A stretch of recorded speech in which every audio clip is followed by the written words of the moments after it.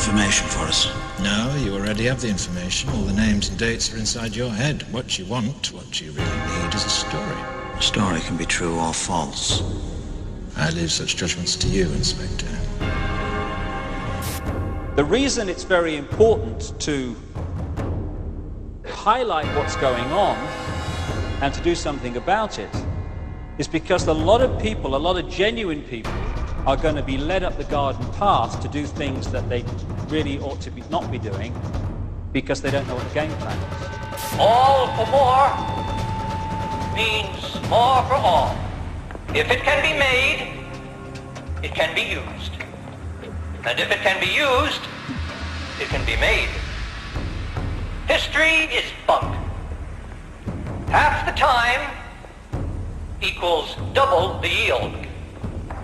War is bad for business. The whole basis of the manipulation is to divide us and is to get us to judge each other, to hate each other, to envy each other, to compete with each other, and therefore create the very opposite thought patterns, energies that are necessary at this time. Listen to this bullshit. This is our world now. The world of the electron and the switch, the beauty of the bawd. We exist without nationality, skin color, or religious bias. You wage wars, murder, cheat, lie to us and try to make us believe it's for our own good, yet we're the criminals. Yes, I am a criminal. My crime is that of curiosity. I am a hacker, and this is my manifesto. Huh? Right? Manifesto? You may stop me, but you can't stop us all. Oh, that's cool. Cool? Yeah, cool. You think it's cool? It's cool. It's not cool. It's commie bullshit. As select alphas, conditioned to believe without knowing and to know without believing, you have been chosen to view the surrogate revelations and synthetic mysteries upon which all perfect and placebic belief is founded. The way I kind of see the process of what's happening to so many people in the world now is that when the consciousness becomes incarnate in a physical body,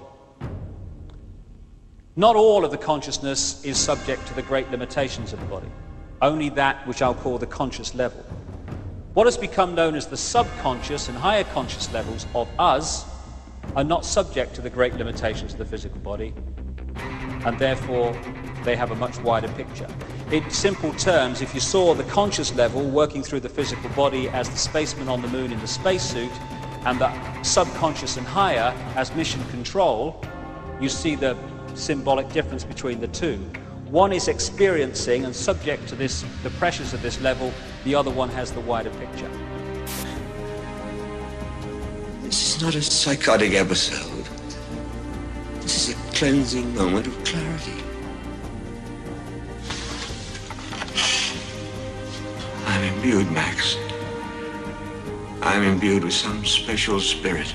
It's not a religious feeling at all. It's a shocking eruption of great electrical energy. I feel vivid and flashing as if suddenly I'd been plugged into some great electromagnetic field. Here before you are sacred teletime plex relics of the sanctified life, thought, and holy works of our Ford, from whose divine inspiration came the ultimate perfection of the endless assembly line, which has given us the ultimate, endless, perfect happiness of more things, for more wants in perfect balance, with more wants for more things. Imagine a spaceman on the moon in the big spacesuit. He's got information coming in through the eyes and the ears that tell him about what's going on immediately around him. That's one source of information and perception. But he's also getting mission control that has the wider picture speaking to him, and so he's got two sources of information, the wider picture of the mission and the localized here and now around him information. Now that's great, that's a great balance, and therefore he's got a perception of the whole picture. What would happen, however, if someone came along and snipped or dramatically reduced the power of his link with mission control? Suddenly, there he is, stuck in this very limiting spacesuit, and the only information that he is receiving in which to perceive and behave and decide is suddenly coming in through the eyes and the ears. It wouldn't be long after that point was reached when his behavior and perception would be dramatically different to what it would have been had mission control been part of his information source. I feel connected to all living things, to flowers, birds, all the animals of the world, and even to some great, unseen, living force, what I think the Hindus call prana. It's not a breakdown. I've never felt more orderly in my life. It is a shattering and beautiful sensation. It is the exalted flow of the space-time continuum, save that it is spaceless and timeless and of such loveliness. I feel on the verge of some great, ultimate truth.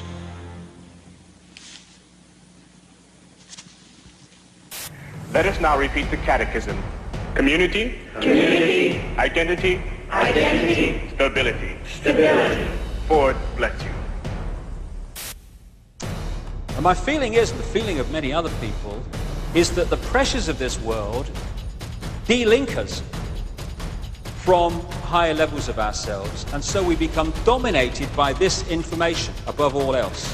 And who's got control of this information? Our old friends who control the media, the education system, etc. Centuries ago, in primitive times, before the dawn of civilization, there were things that would be inconceivable to us today. Such things as poverty.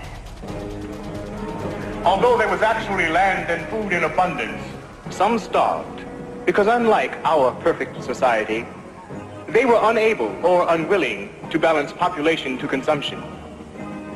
Sometimes too much of one, or too little of the other. The result? Disease. And rather than eradicate the sources of disease as we have done, the superstitious primitives continued to rely upon a quite useless class of technicians called doctors. Violence, which the ancients actually appear to have enjoyed and reveled in. While we have been perfectly conditioned to want only what we have, and to have only what we want, and are therefore always happy, the uncivilized ancients were prey to destructive emotions, such as ambition, hate, and love, which of course always led to violence, which in turn naturally led only to more violence.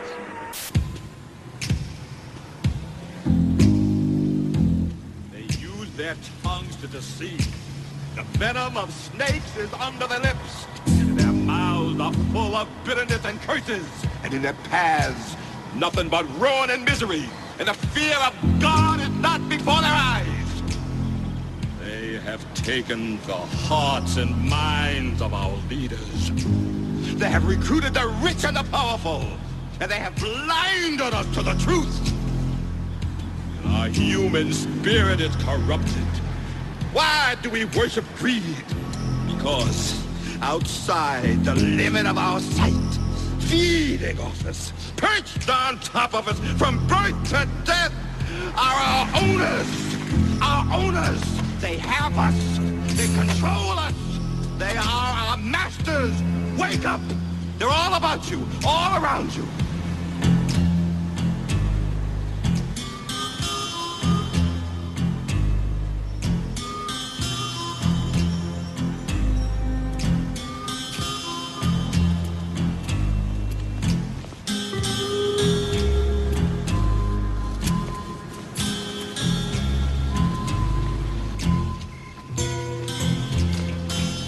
Sometimes when I watch TV, I stop being myself, and I'm a star of a series, or I have my own talk show, or I'm on the news getting out of a limo, going someplace important. All I ever have to do is be famous. People watch me, and they love me. And I never grow old, and I never die.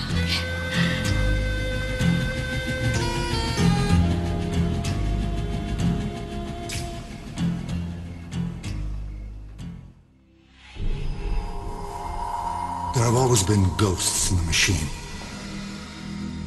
Random segments of code that have grouped together to form unexpected protocols. Unanticipated. These free radicals engender questions of free will, creativity, and even the nature of what we might call the soul. Why is it that when some robots are left in darkness, they will seek out the light? Why is it that when robots are stored in an empty space, they will group together rather than stand alone? How do we explain this behavior?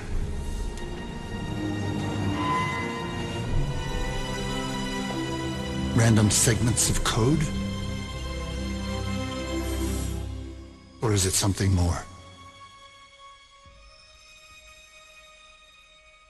When does a perceptual schematic become consciousness?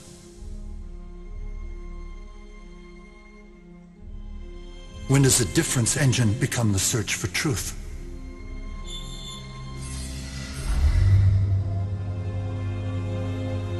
When does a personality simulation become the bitter moat of a soul?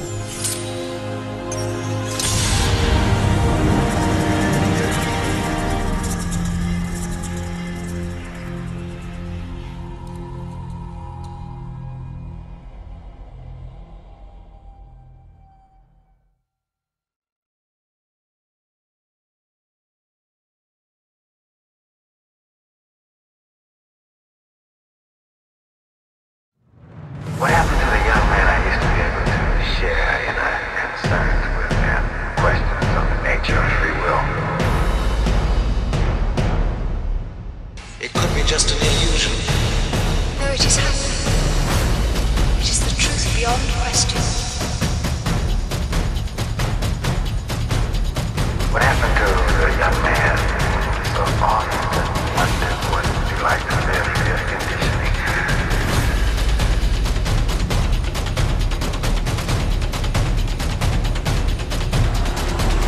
Just an illusion.